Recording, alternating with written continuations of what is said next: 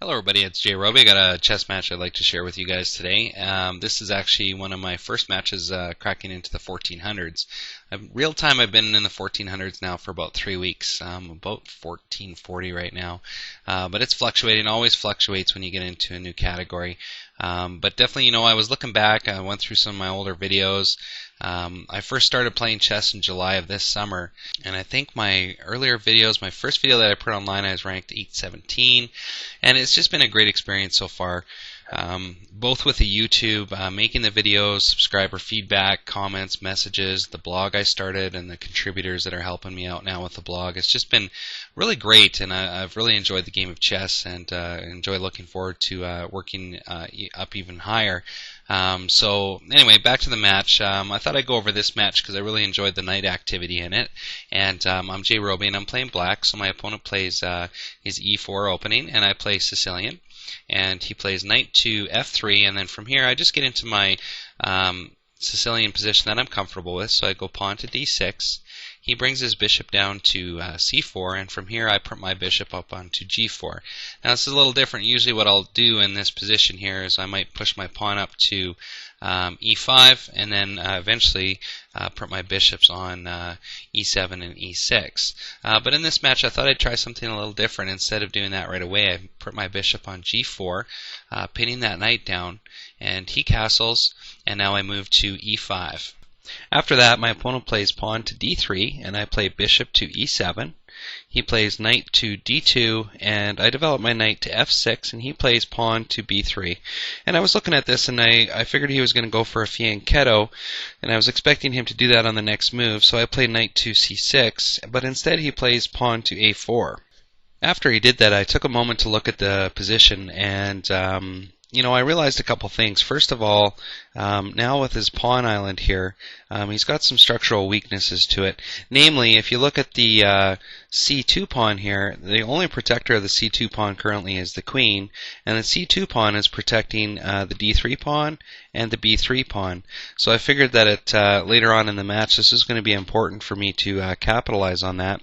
So after he moved his pawn there, I played knight to d4, nice little spot for my knight. He plays bishop now, fianchettoing it to b2, and I take his knight here, he takes back with his knight, and so you can see here I've got a pin going on his queen, and I develop pawn to d5, he captures with his pawn, and I take back with the knight, and he takes my pawn now on e5. And from here I move my bishop into position to stop his attack on the g7.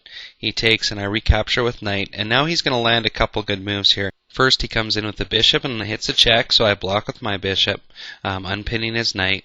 Then he plays rook check, and I have no choice at this point in time. I have to move my king, so that series of moves that he had prevented me from castling.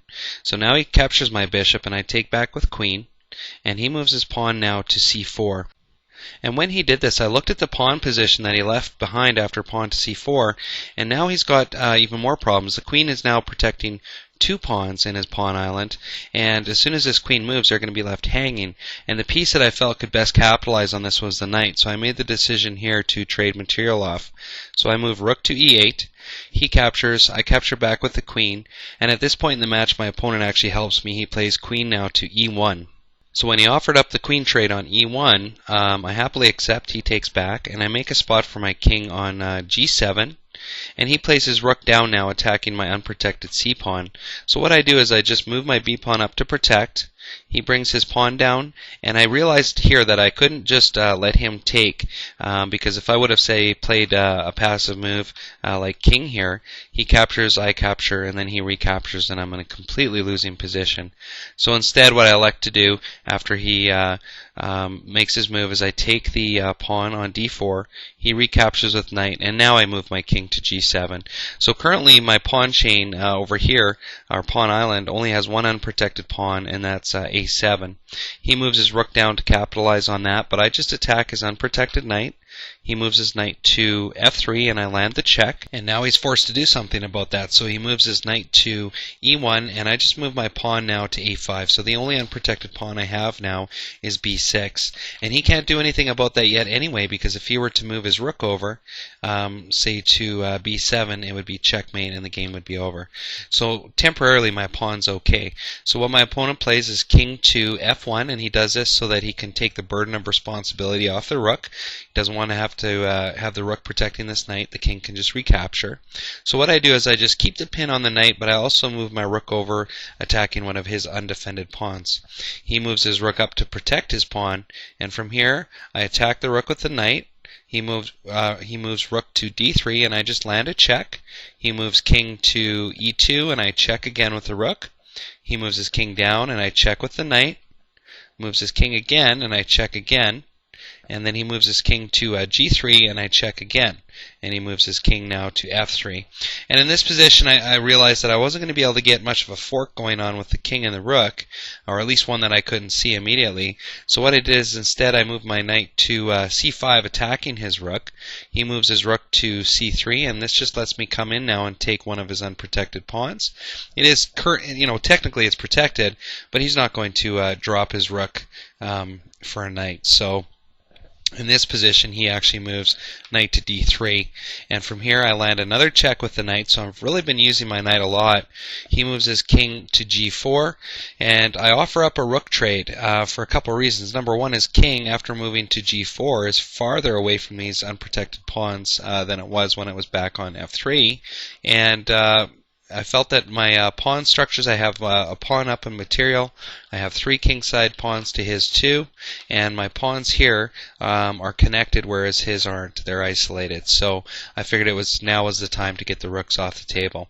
So he trades, and I capture back, and from this position my opponent plays knight to e5, and I could tell he wants to get to d7, attacking my unprotected pawn. So what I do is I hit a check with f5. He moves his king to f4. And I move my knight now to c5, protecting the d7 square. He moves his pawn down, and I elect just to take his undefended pawn here on a4. He moves his knight into position now, and I just capture on g4. So from this position, he takes the pawn back, and I put him in check. He moves to g5, and I offer up a knight trade.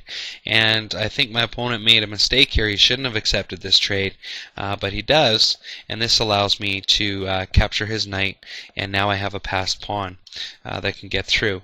Now, even though it's white to move, I took the time. If you haven't seen my chess trick video, I recommend it. It's a trick that I learned from watching some of Joss Waitskins from Searching for Bobby Fischer's videos on Chessmaster.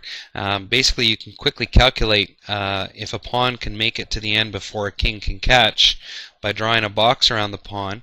You have to draw the diagonal to the 8th rank, and if the enemy king is outside the far side of the box or the bottom, your pawn can make it to the end without worrying about anything. So even though it's white to move, I could see quickly that he's not going to be able to get into that box. So from here, I just march my pawn right up and promote, and my opponent resigns. So it was an interesting match, and I enjoyed going over it. I like the use of the knights, and I've actually had some subscribers ask me if I prefer knights over bishops, and I'd have to say that I don't. I think that bishops are more valuable than knights, just by a little bit. However, in terms of my play style and my skill level, currently I'm better with the knights, and I think that once I learn how to use my bishops more effectively, my chess game's going to improve, actually probably substantially, because I'm very comfortable with the knights. I can get opponents to make mistakes in certain situations, or I can capitalize on positions with the knights, but I'm lacking a little bit when it comes to the bishop, so that's something that I know that I have to work on. But take care, hope you enjoy the video, and we'll definitely see you next time.